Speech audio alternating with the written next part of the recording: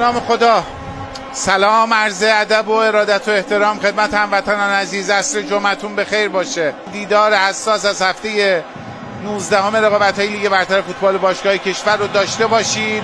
قرمزپوشان پرسپولیس میزبان فولاد خوزستانی هستند که امروز یک دست سفید پوشیدن در ورزشگاه آزادی موقت. این سمت اسماعیلی فر میفرسته رو سر عیسی آل کثیر در قلب خط حمله.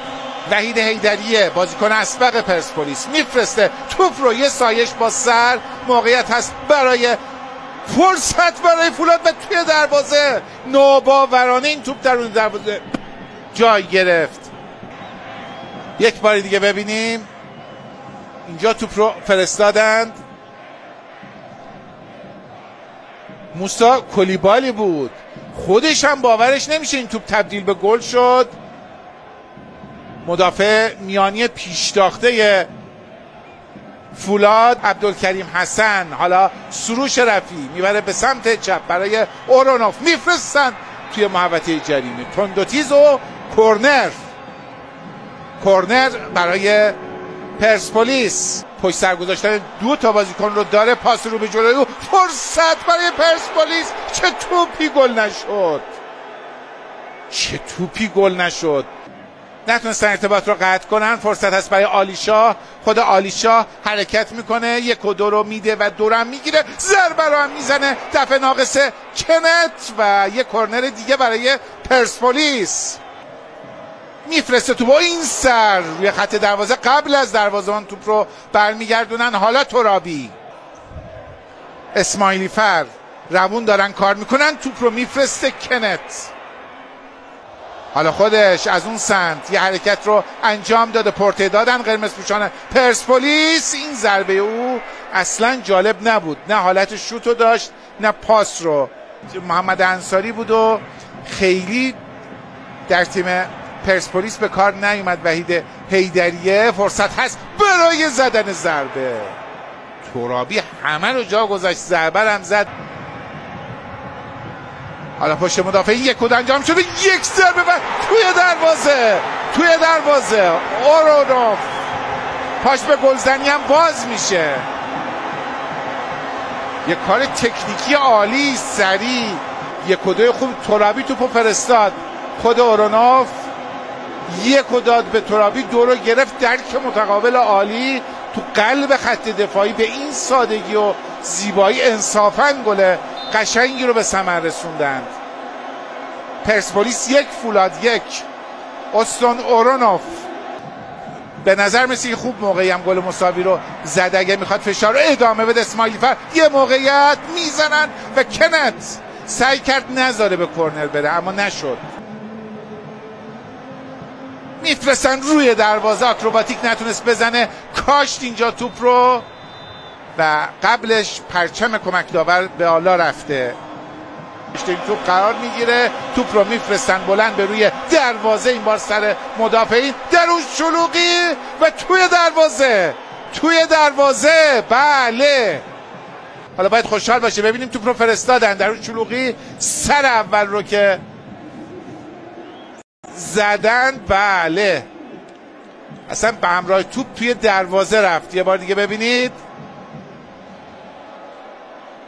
سر اول از فرجی، سر دوم از عبدالکریم حسن. دو مدافع پرسپولیس، یکی پاس گل داد، اون یکی گل رو زد.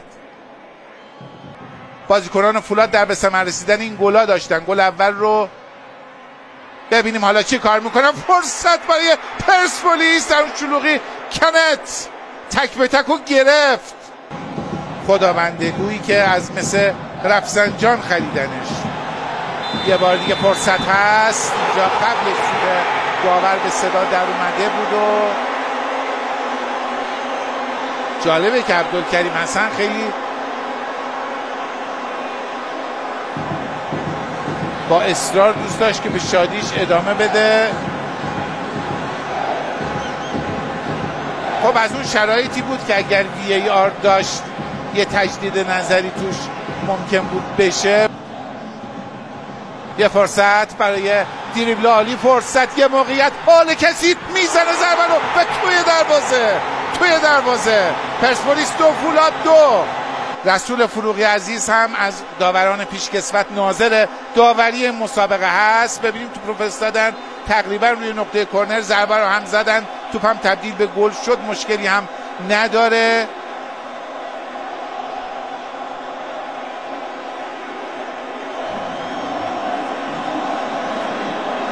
پاس در عرض عالی و این پاس گل تمام عیار رو قدرش رو خیلی خوب دونست این بار و تبدیل به گل کرد عیسی آل کثیر. بلند میفرستن روی دروازه، سر اول یه موقعیت لبه خط روی تیر دوم داشت اتفاقاتی میافتاد. بله کمک کرد تا آقای مهدوی نقطه پنالتی رو نشون بده. خطای هند بازیکن فولاد اعلام شده. وحید حیدریه توپ داشت میرفت تو گل. اون طرف هم کریستوفر کنت میزنه، ضربه رو یه مکس میکنه و توی دروازه. پرسپولیس 3 فولاد 2. یک بازی جذاب، پرگل، پر افت و خیز. بعد از دوباری که عثمان ویرا و شاگرداش عقب افتادن، این بار پرسپولیس جلو میفته. همه هوادارا زن و مرد تو ورزشگاه آزادی خوشحال از پیروزی پرسپولیس تا به اینجای کار. یه پنالتی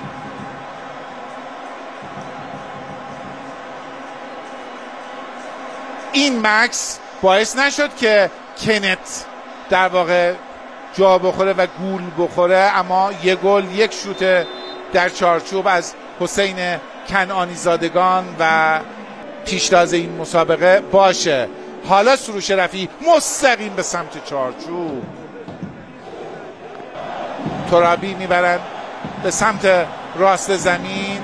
حالا فرصت هست، ببینیم رو پای چپ میزنه، چه گلی هم میزنه بعد از 2 بار عقب افتادن در این مسابقه. ضربه پای چپ عالی.